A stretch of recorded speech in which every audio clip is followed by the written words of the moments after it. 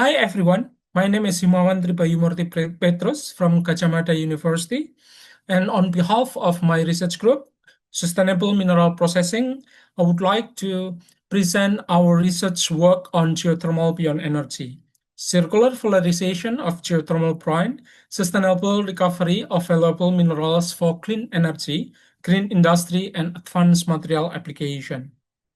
As we know, geothermal is quite is the in Indonesia is the biggest on around the world, and this is also one of the alternative for renewable energy, aiming for net zero emission in 2060 in Indonesia. That is worldwide also applied. Instead of reducing the carbon dioxide for clean energy, there will be also problem in geothermal installation, which is mineral scaling. It can reduce the electricity up to 40% because of this mineral scaling. And in the mineral scaling itself, silica is the most abundant instead of other element that might also possible occur in geothermal brine. One of the other element that is important is lithium. It is abundantly, in comparison to lithium in seawater, it is quite abundant in geothermal brine.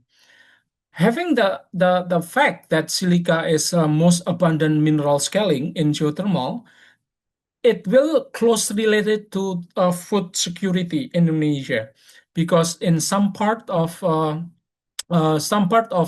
in Indonesia, usually they have quite minimum amount of beneficial substance that ready for plant to absorb. The beneficial substance, which is essential for plant to grow, is silica, because silica is responsible for the cell wall of plant to grow. So silica, instead of problem in geothermal, it can also uh, support the food security itself. And that's the reason why we focus on silica for agro industry. And because of the quite interesting characteristic of silica from geothermal, which is amorphous, then we are aiming for, or we have objective to produce nanosilica for agro industry.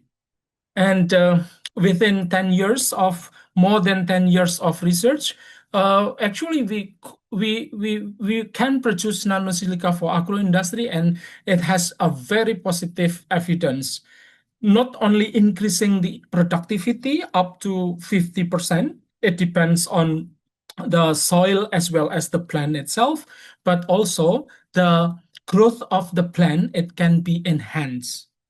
And in order to be able to not only focusing on nanosilica, we with our partners worldwide, one of them is NTU, Swinburne, as well as Case University. We differentiate the product of nanosilica. So not only nanosilica itself for the agro industry, we also have product on hydrogel embedded with nanosilica.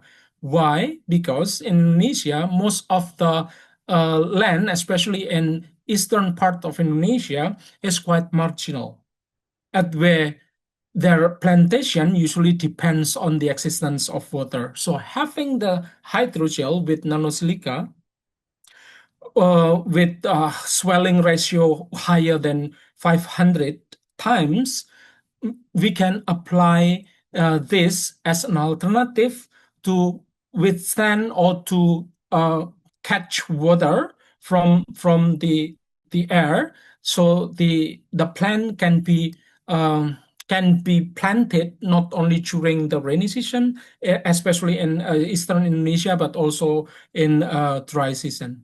Not only that, we are also focusing on total extraction. So not only silica, but we are also focusing on the extraction of lithium from geothermal brine that nowadays is very essential, especially related to electric vehicles.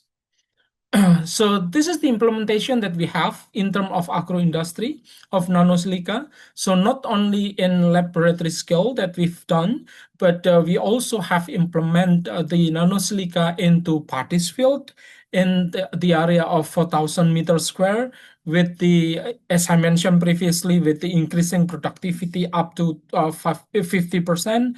And we also apply this nanosilica in marginal area, which is in karst area, in the area of around 2 hectares.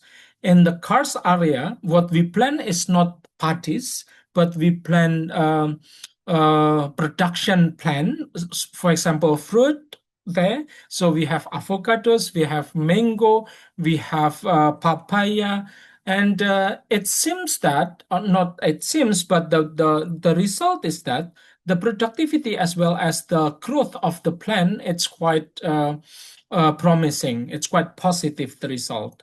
So aside from that, as I mentioned previously, total extraction from this geothermal brine, it is indeed the the underlined research objective of our research group. So we also have differentiation product of the silica as well as lithium extraction for the electric vehicle. So the objective was CO2 reduction. It can be also fulfilled.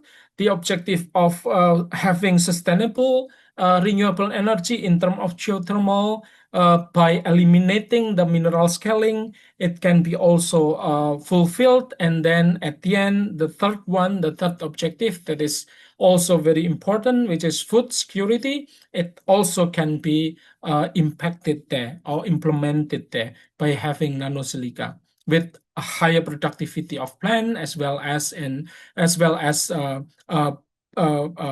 better growth of the plant itself. So at the end, the research result that we have, hopefully it can contribute closely to the SDGs number 12, which is responsible consumption and production, by recovering silica, lithium, boron from geothermal brine, and converting waste into valuable materials and reducing dependence on primary resource. Because at the moment, when we talk about this element, valuable element, usually we rely on primary source.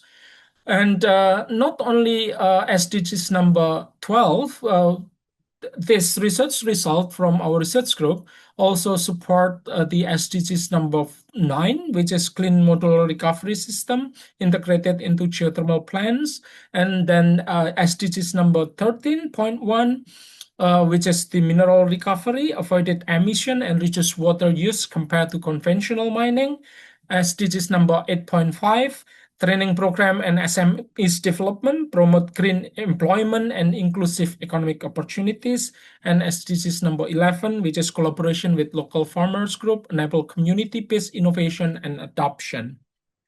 And last but not least, this research result cannot be realized without collaboration. So I would like to thank our collaborators, both university as well as the industry, as well as the other stakeholders, which is the farmers at this point forward.